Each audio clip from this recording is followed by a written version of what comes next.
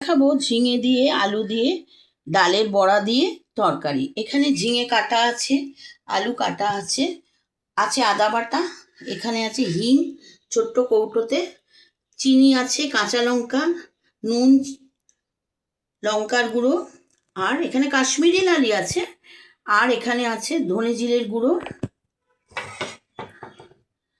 আর আছে হলুদের গুঁড়ো, আর এখানে ফোড়নের জন্য আছে 5 ফোড়ন, শুকনো লঙ্কা।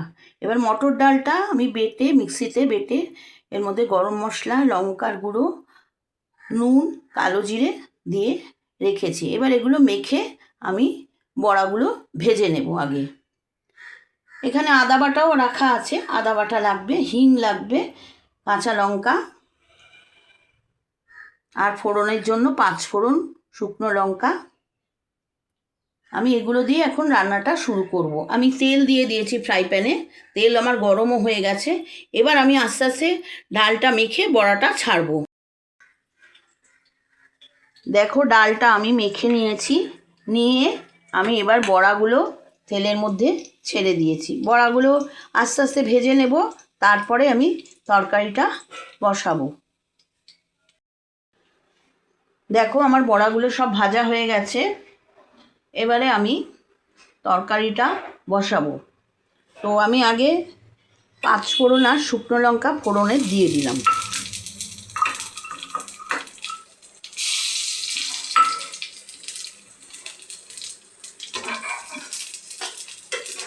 এবারে আমি আলুগুলো ছেড়ে দেবো আগে।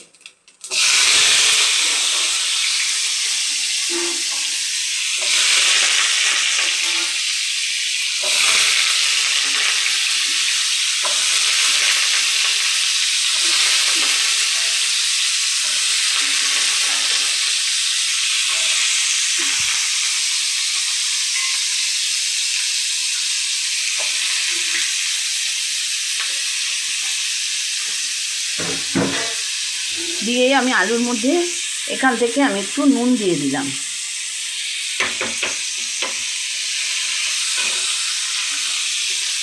আলুটা একটু হালকা ভেজে নেব।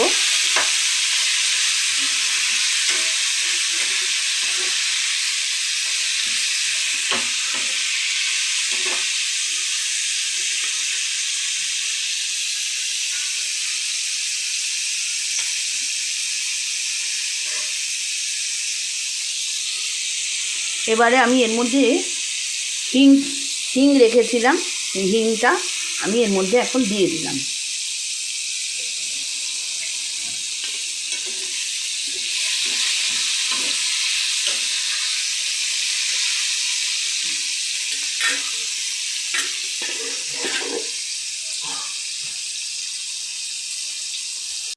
ঝিঙেগুলোও দিয়ে দিয়েছি। এবার ঝিঙে আলু আমি একসাথেই একটু ভেজে নেব, তারপরে আমি মশলাগুলো সব দেব। এর মধ্যে হিংটা আমি আগেই ফোড়ন দিয়ে দিয়েছি, 5 ফোড়ন, শুকনো লঙ্কা, হিং, এগুলো একটু নাড়াচাড়া করে নেব, একটু হালকা ভাজা দিয়ে নেব, তারপরে আমি মশলাগুলো দিয়ে দেব।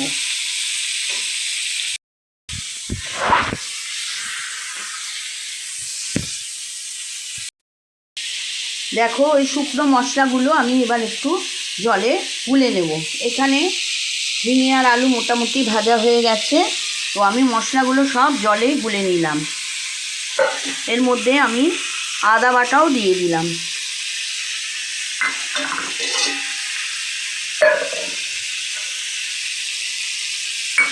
এইবারে আমি মশলা দিয়ে ঝিঙে আলুটা কষে নেব, গুলে নিলাম।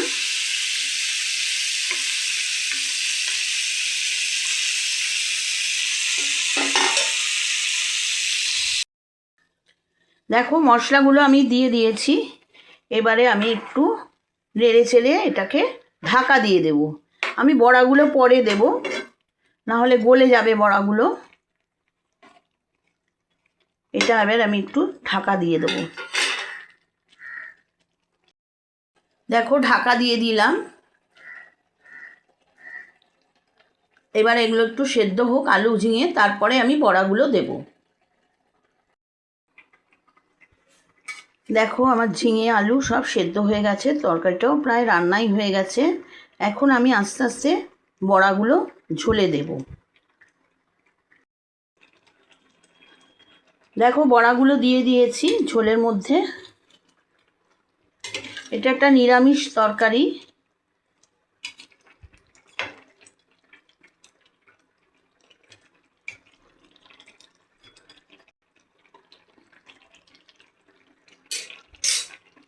আমি এবারে এর মধ্যে ধনেপাতা দেব।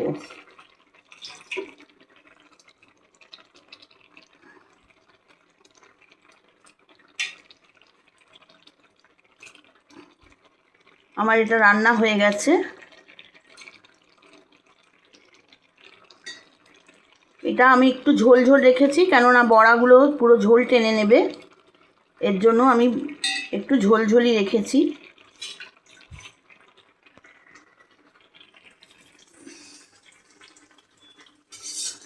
ঝিঙে দিয়ে আলু দিয়ে বড়া দিয়ে তরকারি আমার মোটামুটি রান্না হয়ে গেল। এটা তোমরা লুচি, পরোটা, ভাত, রাইস সব কিছুর সাথেই খেতে ভালো লাগবে। তোমরা এই রান্নাটা ট্রাই করবে, অনেক অনেক শেয়ার করবে, আমার চ্যানেলটা সাবস্ক্রাইব করবে।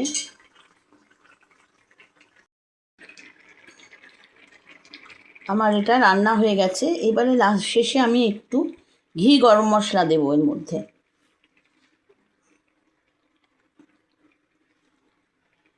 দিলাম ঘি। নিরামিষ রান্না, ঘি গরম মশলা দিলে খেতে ভালোই লাগবে। তো গরম মশলা আমি অল্পই দেব।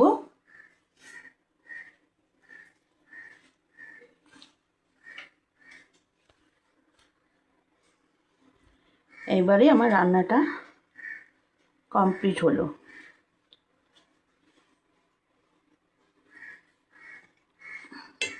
আমি একটু ঘি গরম মশলাটা দিয়েছি, আমি একটু নেড়ে চেড়ে দেবো যাতে সব জায়গায় সমান হয়ে লাগে। আমার তৈরি হয়ে গেল আলু দিয়ে, বড়া দিয়ে, ঝিঙে দিয়ে তরকারি।